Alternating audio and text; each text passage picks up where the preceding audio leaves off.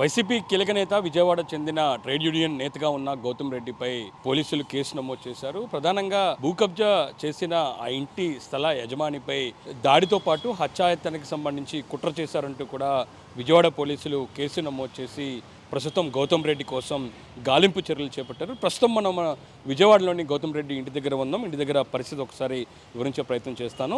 ప్రధానంగా గౌతమ్ రెడ్డి సంబంధించి ఒక వ్యక్తి ఎవరైతే ఉన్నారో ఆ వ్యక్తికి సంబంధించి దాడి చేయడంతో పాటు ఇందుకు సంబంధించిన బెదిరింపులకు పాల్పడ్డారు, పూర్తి స్థాయిలో హత్య చేసేందుకు కుట్రలు చేశారంటూ కూడా విజయవాడ పోలీసులు కేసు నమోదు చేసి ప్రస్తుతం గౌతమ్ రెడ్డి కోసం గాలింపు చర్యలు చేపట్టారు.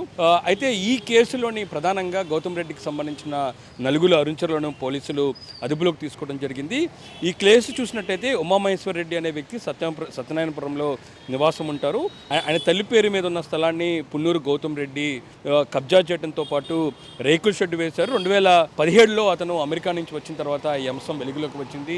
ఆ తర్వాత ఆయన కోర్టుకు వెళ్తాం, కోర్టు నిబంధనలకు విరుద్ధంగా చేయమంటూ కూడా హైకోర్టు ఆదేశాలు జారీ చేసింది. ఈ నేపథ్యంలోని పూర్తి స్థాయిలోని ఇందుకు సంబంధించి డాక్యుమెంట్లు తన వద్ద ఉన్నాయి అంటూ కూడా హైకోర్టుకు గౌతమ్ రెడ్డి వెళ్ళారు.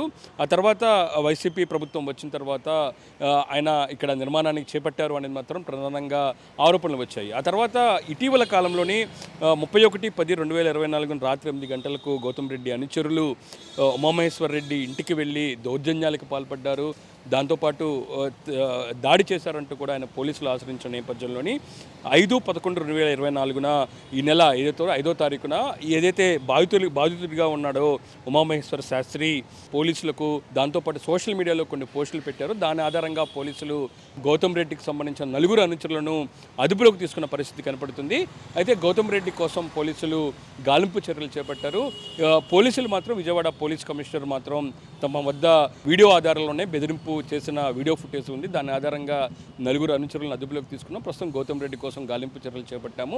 పోలీసు 2 బృందాలుగా గాలింపు చర్యలు చేపడుతున్నారు. ఈ కేసుకు సంబంధించి పూర్తి విషయాలు మీడియాకు వివరించిన విజయవాడ పోలీస్ కమిషనరు ఇది పూర్తిగా కుట్ర దాగి ఉంది. దాంతోపాటు సుపారీ దాదాపు 25 లక్షల రూపాయల వరకు కూడా సుపారీ ఇచ్చి ఉమామహేశ్వర శాస్త్రి మీద దాడికి పాల్పడ్డారు.